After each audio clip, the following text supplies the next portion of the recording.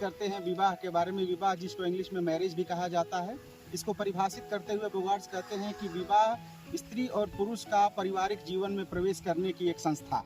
हिंदू धर्म के अनुसार विवाह मुख्यतः 8 प्रकार के होते हैं, जिसमें 4 समाज के द्वारा मान्यता प्राप्त हैं, यानी समाज ने उसको अपनी स्वीकृति दी है, जो हैं ब्रह्म विवाह, दैव विवाह, आर्ष विवाह और प्रजापत्य विवाह। 4 जो जिसको समाज ने मान्यता नहीं दी है लेकिन फिर भी ये प्रचलन में आते हैं, उसको अमान्य विवाह कहा जाता है। ये हैं असुर, गंधर्व, राक्षस और पैशाच विवाह।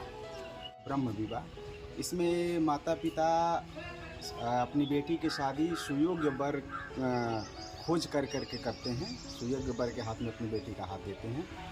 और दूसरा जो विवाह है वो है दैव विवाह, जिसमें माँ बाप अपनी बेटी की शादी यज्ञकर्ता पुरोहित जो होते हैं उनके हाथ में अपनी बेटी का हाथ देते हैं। है आर्ष विवाह, जिसमें कन्या के पिता वर से एक जोड़ी बैल या गाय या बैल का एक जोड़ा लेकर के अपनी बेटी की शादी करते हैं।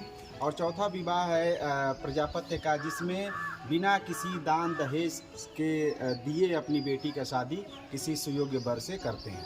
5वां जो प्रकार है वो है असुर विवाह, जिसमें कन्या के पिता वर से पैसे लेकर के अपनी बेटी का हाथ सौंपते हैं।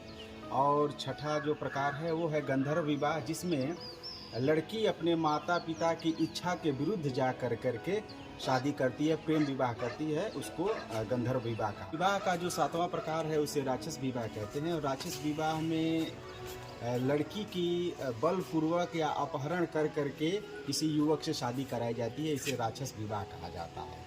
विवाह का जो 8वां प्रकार है उसे पैशाच विवाह कहते हैं। इसमें होता है जब कोई कुंवारी कन्या सो रही होती है या नशे में होती है तब उसका अपहरण करके उसके साथ विवाह किया जाता है, इसको पैशाच विवाह कहा जाता है।